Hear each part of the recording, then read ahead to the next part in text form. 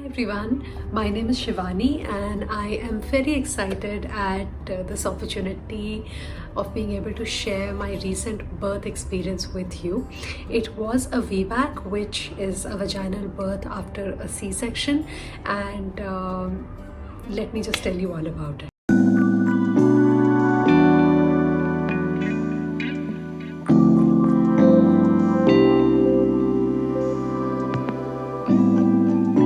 In the year 2018 September. It was a last minute C-section. I had been artificially induced at about 41 weeks because I had not gone into labor on my own, and after being induced there were multiple interventions that were done, from my waters being broken to gel being inserted and all of that. And the doctors felt that the labor was not moving at the speed that they wanted, at the rate that they wanted. My husband and I were advised that before it becomes an emergency, you may want to opt for a C-section. So we went along with it. We followed that advice, and in the morning at about 8 a.m. I had been induced, and by 12 o'clock at night I had a C-section. I had been very keen on a vaginal birth then, but it did not happen. When I did conceive again 14 months later, I started looking into delivering vaginally right from the get-go. I read and researched everything I could about VBACs, and I was extremely keen on having one.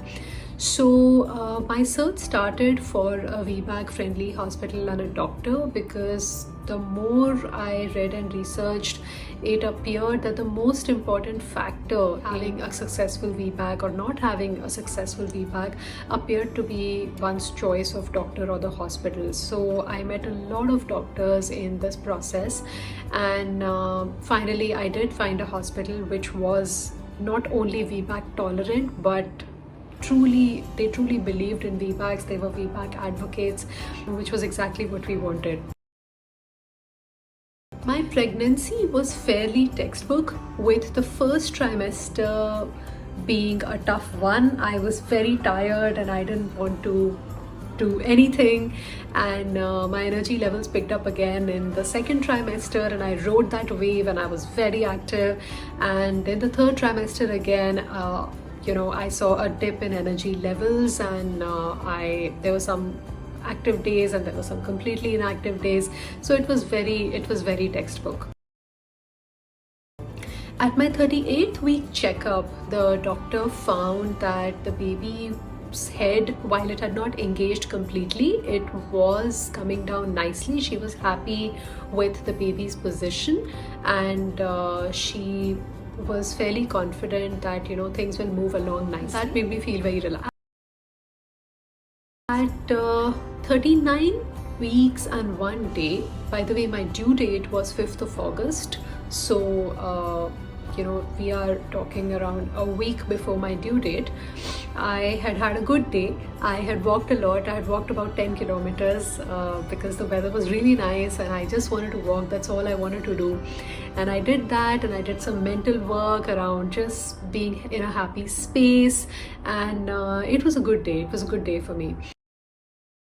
And at night I had a shower and I got into bed. I had a teaspoon of castor oil with warm water before going to bed, and at 10 p.m. at night I felt my first contraction. So my labor progressed in a way that my contractions started coming at around 10 minutes apart right from the get-go.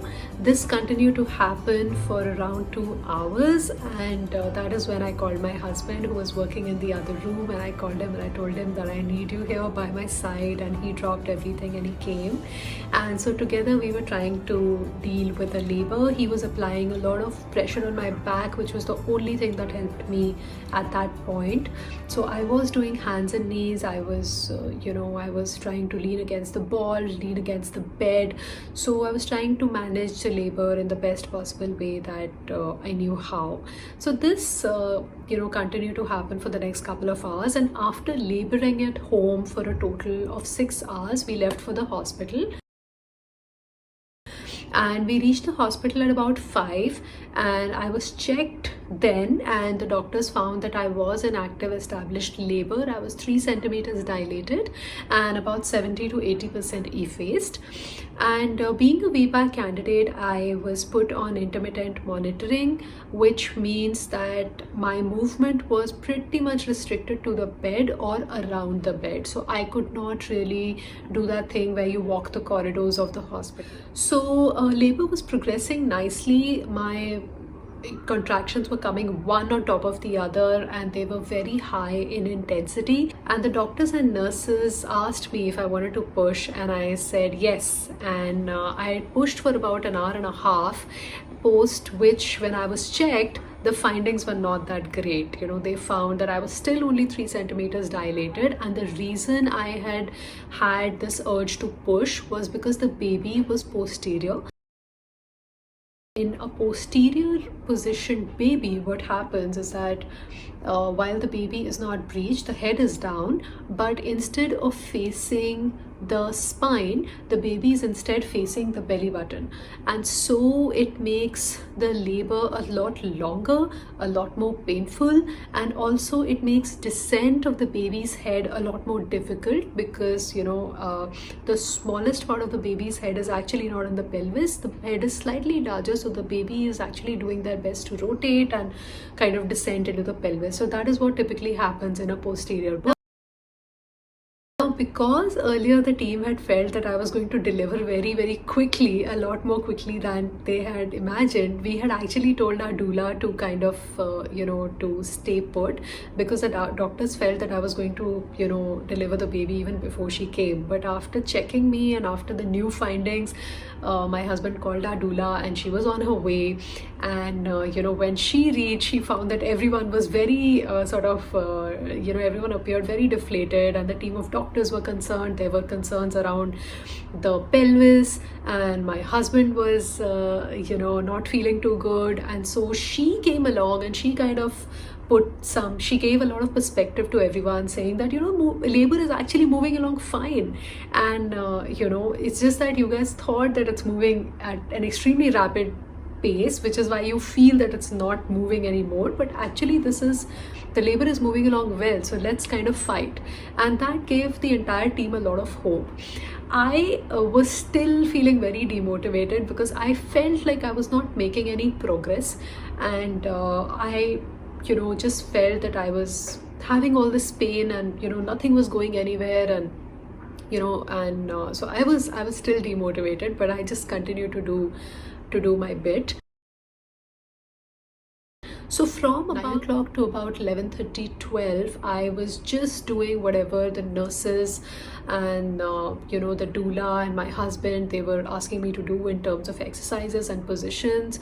I was not able to really think a lot for myself. Like, I was just in the zone, and I was in the body, and I was just I was trying to get through labor. And at 12, when they checked me, when I was checked again, they found that the findings were good, and I was 7 centimeters dilated. That is the first time in the entire labor that I had a ray of hope, and I was happy. Like, 7 centimeters was good. And in about an hour and a half, they found that I was fully dilated. So I was at that point, again, I was working with the nurses to kind of squat and to do lunges, and these were highly trained nurses who I'm very grateful for. I don't think I could have gotten through the labor without them. And so they were asking me to do different positions around hands and knees and squatting and lunging, which I was doing. And so at about 1:30, when they found that I was fully dilated and it was time to push, and at about 2, I started pushing.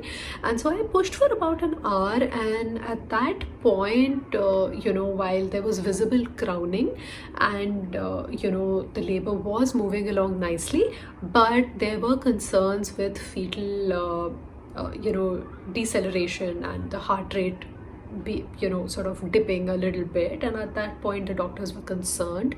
So and along with that, there were concerns around how long should I be pushing, because they did not want me to push for more than an hour, given that I was a VBAC candidate. And at that point, they kind of said that, okay, we need to get things moving. And so from squatting and from hands and knees, I was put on my back, my legs were put in stirrups, and they asked me to push like that. And as we kind of know that in that position, like when you push on your back, you really don't expect a lot of progress, like as compared to squatting and hands and knees.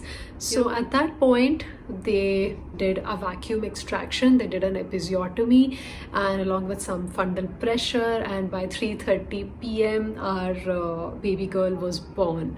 So that is how it happened. And I will be sharing another video on my journey and the kind of activities that I did during my pregnancy, my bit in ensuring that I don't leave any stone unturned in making this VBAC happen on my end, and so please stay tuned for that. And please let me know in the questions and comments below if there is anything you would like to ask, if you are due anytime soon, if you're looking to have a natural birth after a C-section. I will be happy to answer all of your questions.